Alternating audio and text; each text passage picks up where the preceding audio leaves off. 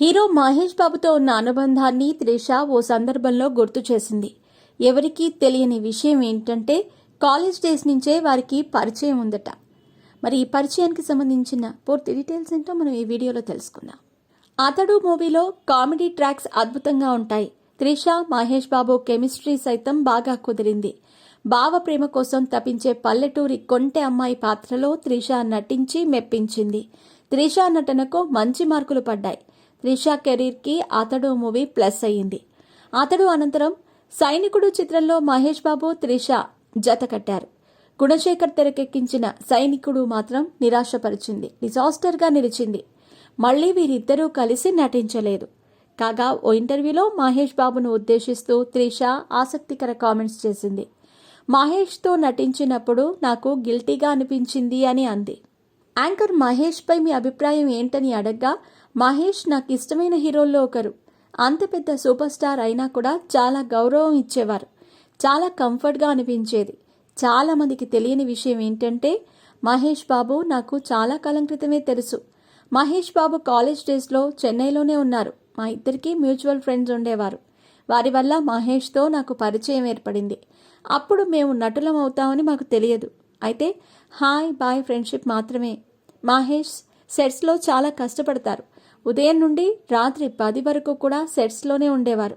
ఆయన hard work చూసి నాకు గిల్టీగా అనిపించేది. కారవాన్లో కూడా వెళ్ళడు.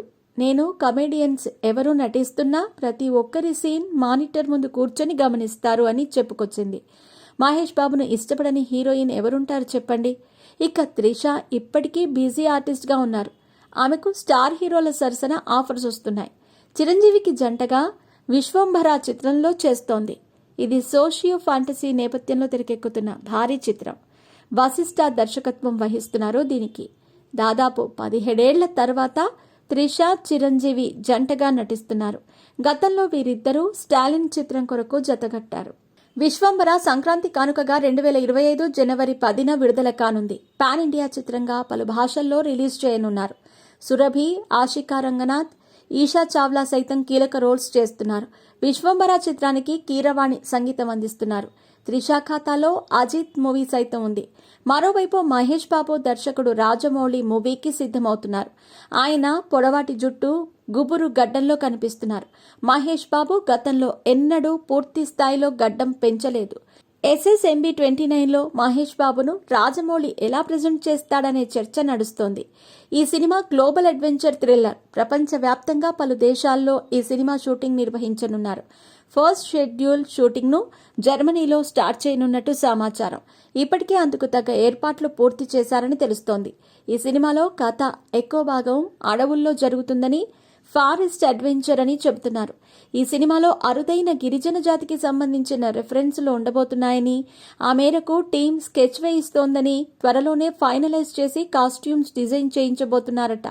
ఇందుకోసం వందలాది జూనియర్ ఆర్టిస్ట్ని ట్రైనింగ్ ఇచ్చి షూట్ ప్రారంభించడానికి ముందే వారి లుక్స్ ఏంటనేది లాక్ చేయబోతున్నారు.